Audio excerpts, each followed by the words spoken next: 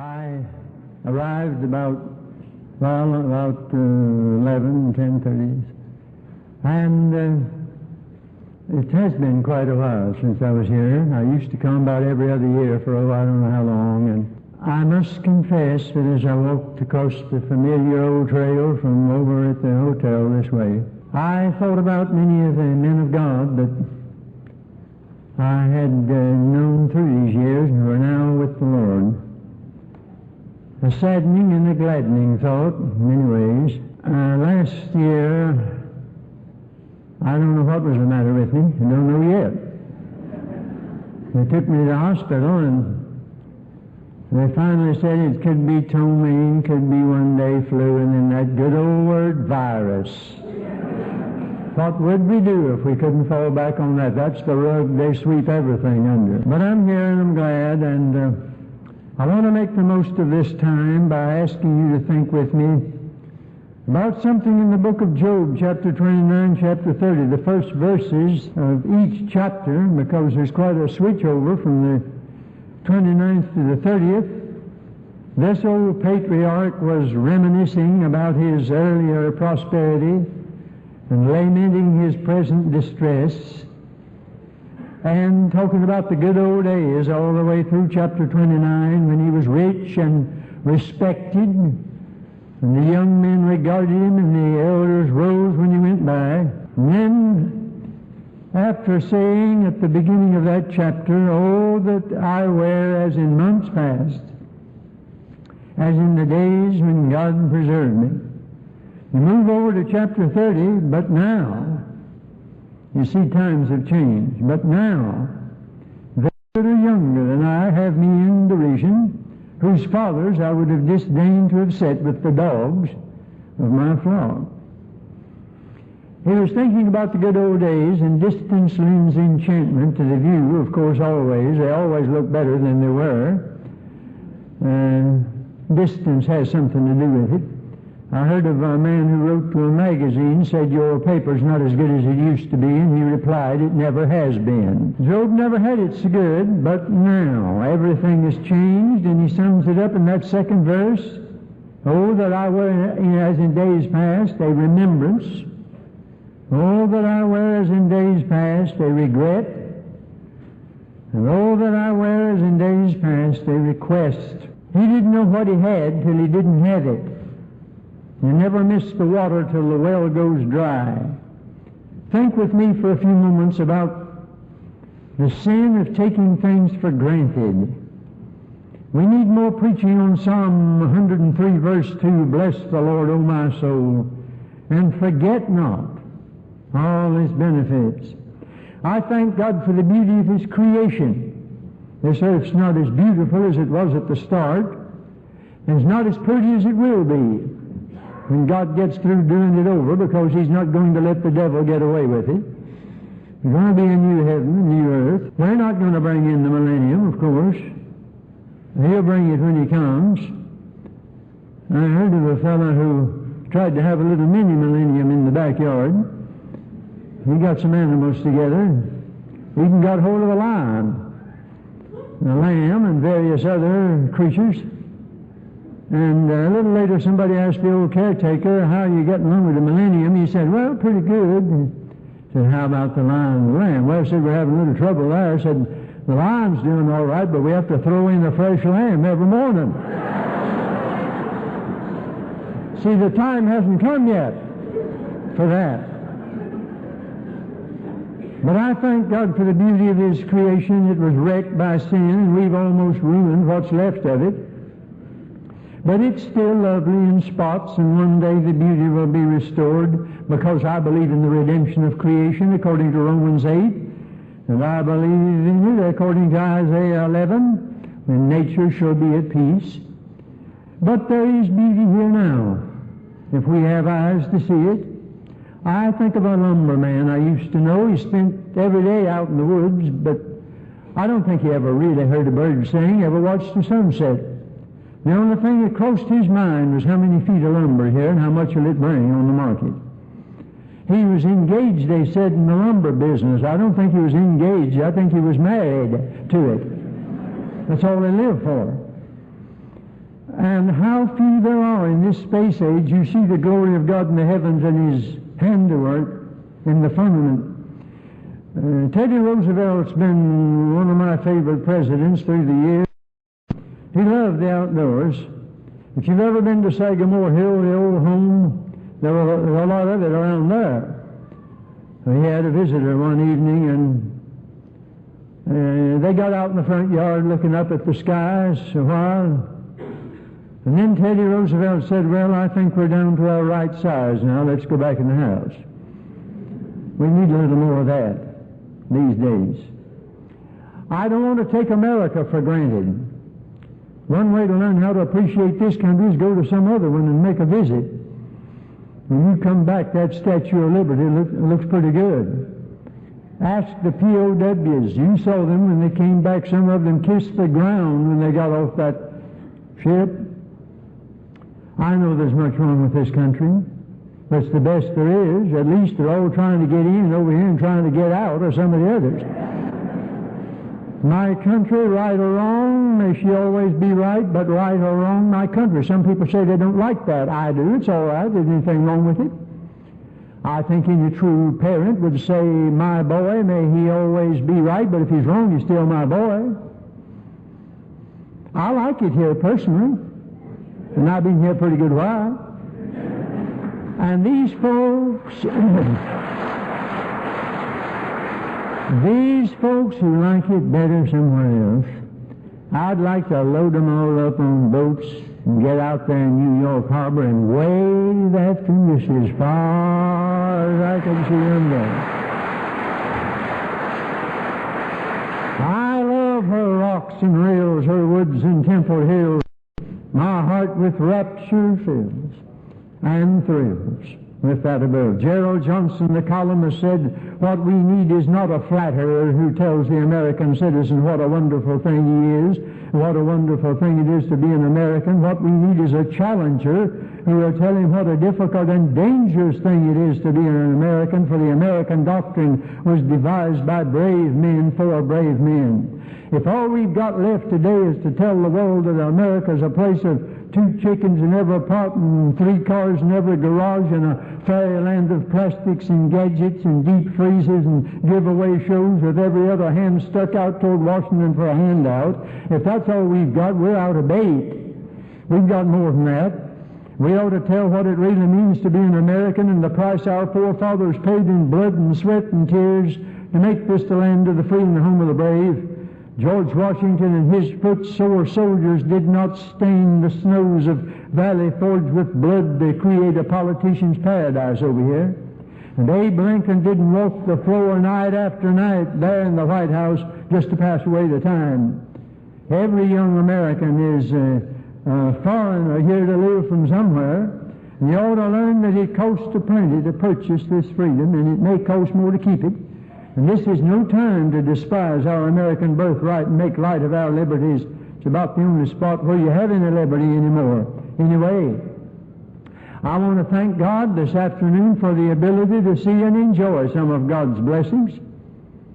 If you had never seen sky and grass and trees, and one day your eyes were opened, you'd never take sight for granted. If all your life you've never heard the song of a bird or the voice of a friend, one day your ears were unstopped, hearing would never be a matter of course. And if you've lain flat on your back in the hospital for weeks and weeks, well, I remember 18 years ago I was knocked out for 5 months, and I sat in my room and envied anybody able to walk down the street what I would give for just one little stroll, and I had taken all that for granted. I spent 6 months in 1973 in a hospital at the bedside of a dying wife, listening to the groans of others sick and dying. That'll cure anybody of taking health for granted. And lesser benefits like sleep. You never appreciate a thing like sleep until you can't. You go to bed and go to sleep. That's just one of those things that you don't think about until you cannot. And I went through 2 years of it a long time ago, and I learned to appreciate being able to sleep, just sleep. And when sorrow came my way 4 years ago, I thought, oh my soul, here it'll start all over, I'm afraid. And the doctor gave me some Valium and said, take that, and that's all right if you need it. But I took a few, but I put the bottle up on the shelf. And I said, Lord, I don't want to get into this. He giveth his beloved sleep. I'd like to get through some other way. And I committed my way unto the Lord, and I want to testify to his glorious afternoon. And I've been able to rest since. And I think about that old bishop who sat there at 2 o'clock in the morning, couldn't sleep a wink, opened his Bible and said, he that keepeth Israel shall neither slumber nor sleep. He said, Lord, if you're sitting up, I'm going to bed. Good night. I'm not taking it for granted.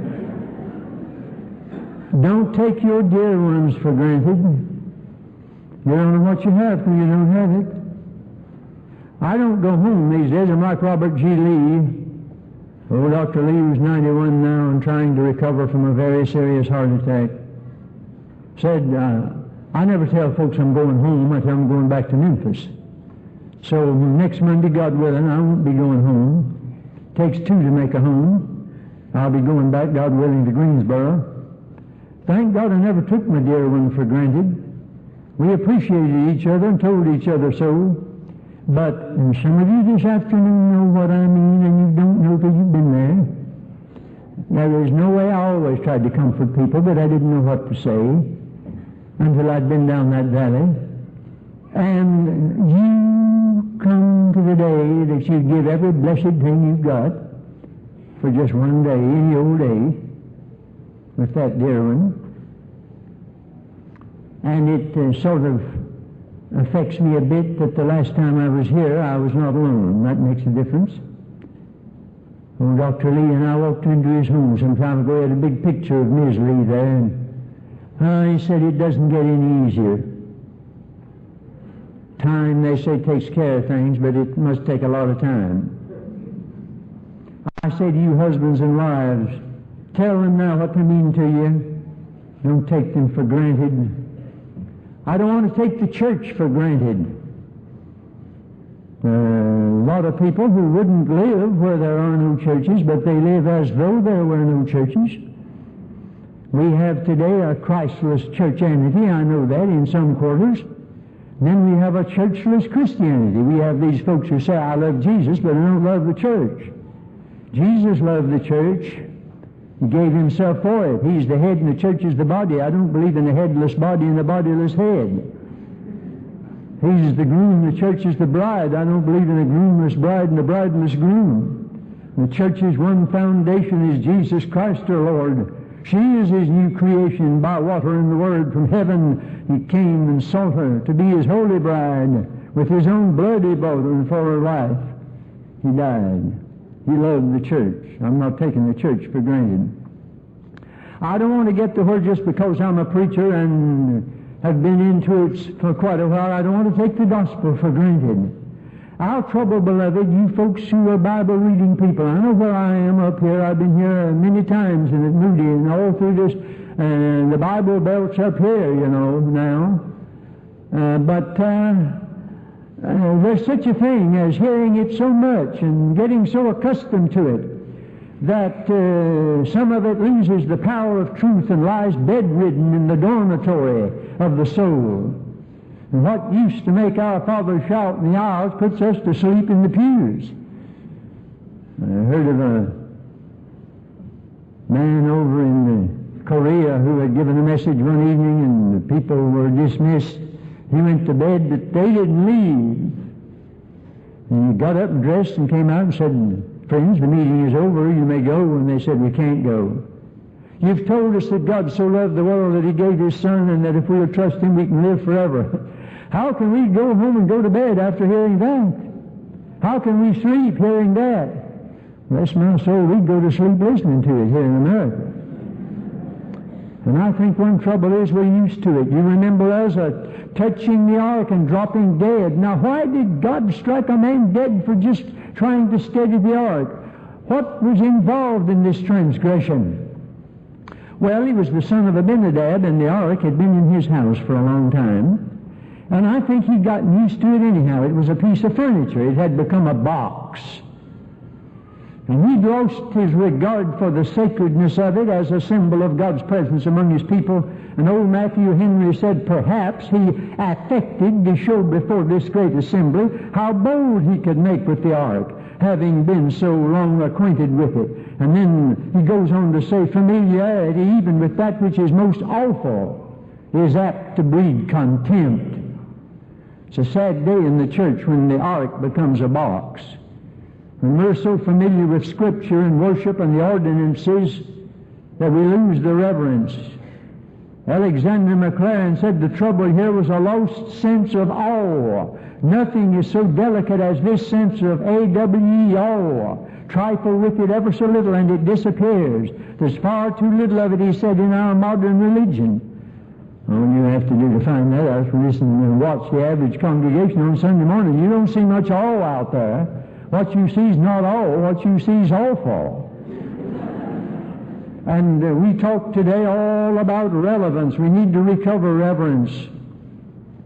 The tragedy of the church is that Sunday morning Christianity takes for granted what our forefathers died for.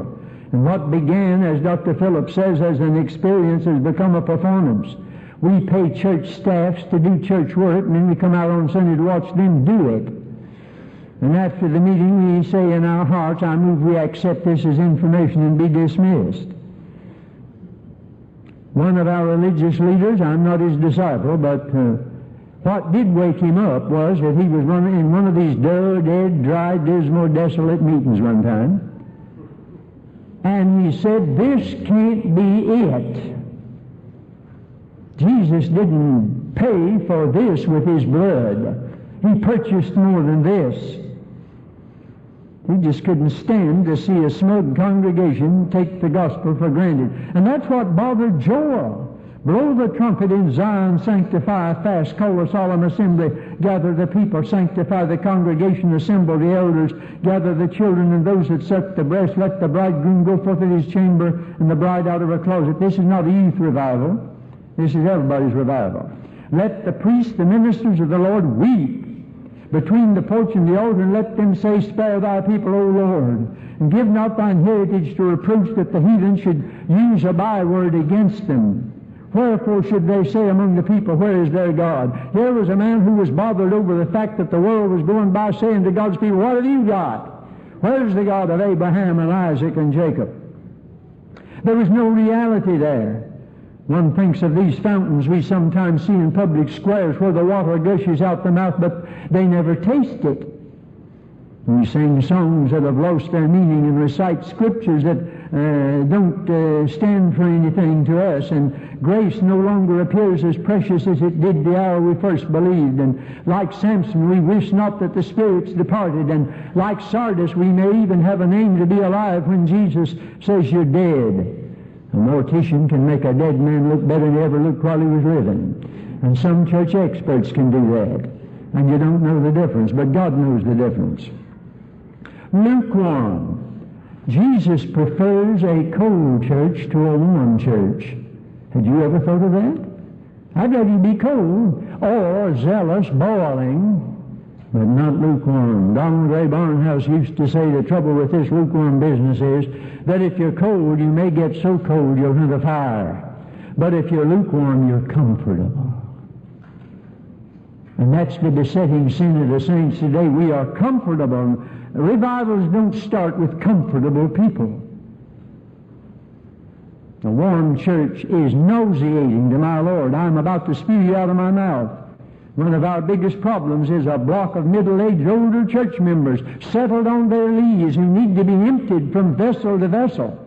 Fallow ground that resents the plow and wears across the face almost what sometimes we say on motel room doors, please do not disturb. The Wesleyan revival broke all that up in its day because one man had an encounter with Jesus Christ. It's been that way down through the years. The Welsh revival did it.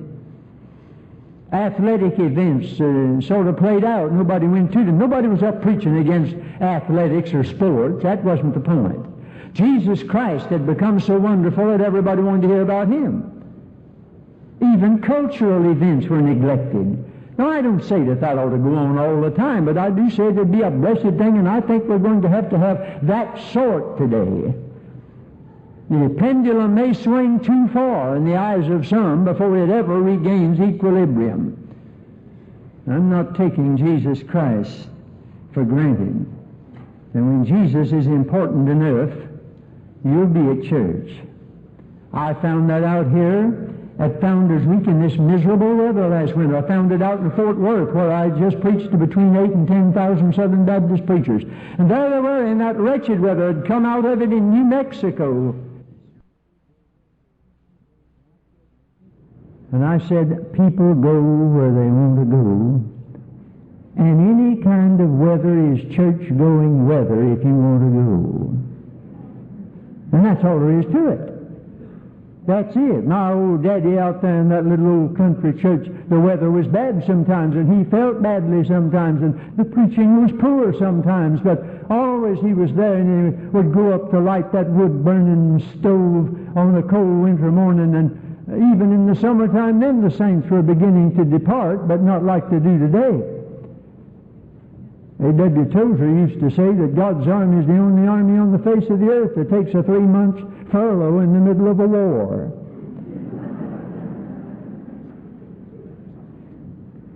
And we get along the best we can. There will come a day when the benefits of the gospel will not be available. The Spirit and the bride say, come. Let him that heareth say, come. Let him that is athirst come. Whosoever will, let him take the water of life freely. But that won't last forever. The rich man in hell didn't miss the water till the well went dry. And he did not ask, mind you, for a drink. He asked for a drop. Let him tip his finger in water and put it on my tongue. Lazarus begged for crumbs of bread. Dives begged for drops of water. You say you don't believe in hell. What difference does that make? I'll take my Lord's word for it. And I remember an old infidel in my pastorate a long time ago said, you preach too much on judgment, on hell. I want to hear more about the meek and lowly Jesus. What he didn't know was that most of the information I have about hell I got from the meek and lowly Jesus.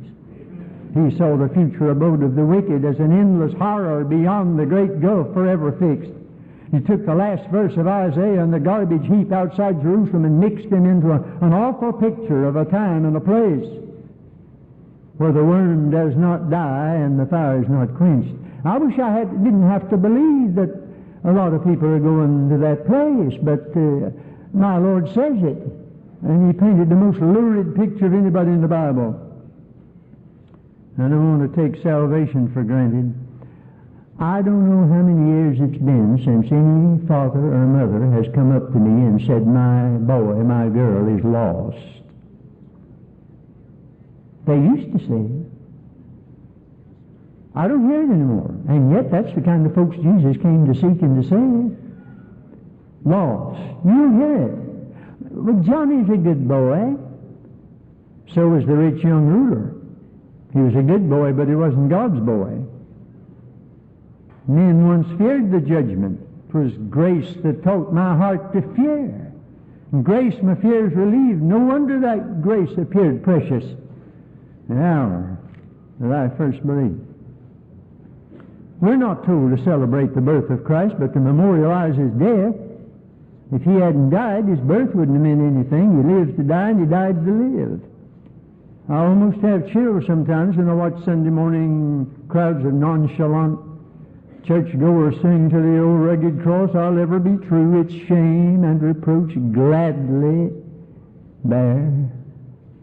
I wonder how many are ready to do that. Some years ago, when diamonds were plentiful in South Africa, a traveler chanced upon what looked like some small boys playing marbles.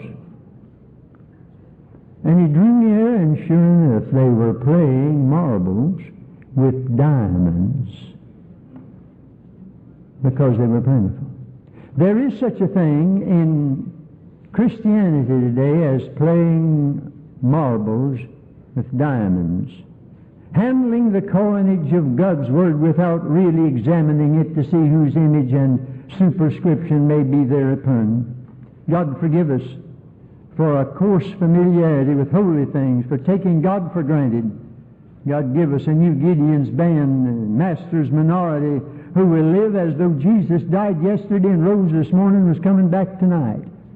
If we could recover that, there's no telling what would happen. And if we could see what God has prepared for them that love Him, and that includes the life to come, more than that to be sure, but it does include that. It would take the lines out of faces and tears out of eyes, take fear out of hearts, and fill us with joy unspeakable and full of glory.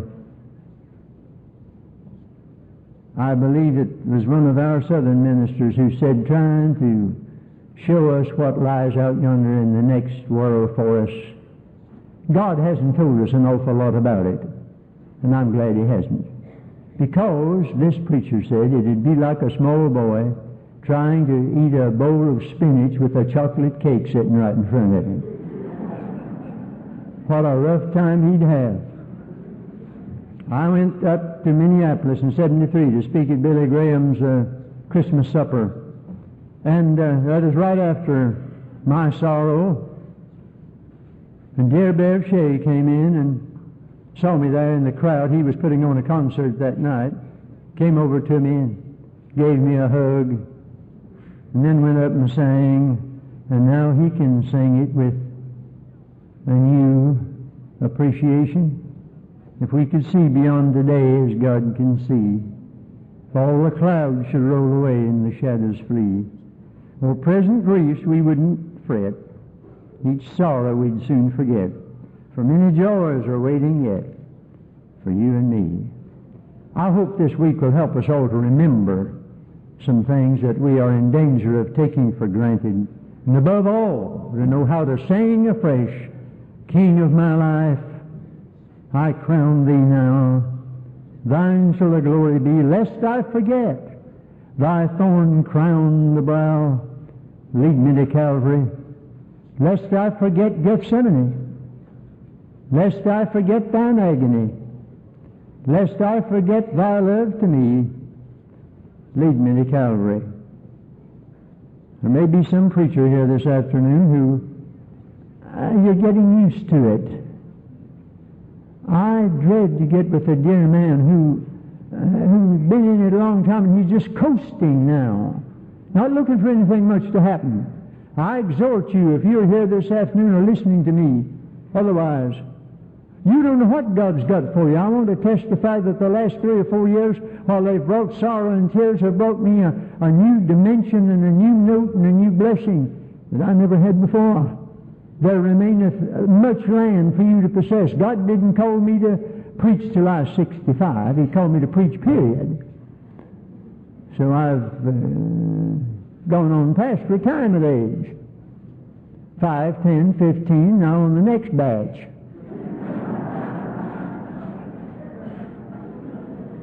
And brother, I don't want to get used to being a Christian. And I don't want to get used to being a preacher. And I don't want to get used to what I'm talking about, this message. I can't do it as well as some of them can, but I want to do it the best that I can. I'm going to keep it up by the grace of God as long until they have to build a ramp to get me into the pulpit if necessary.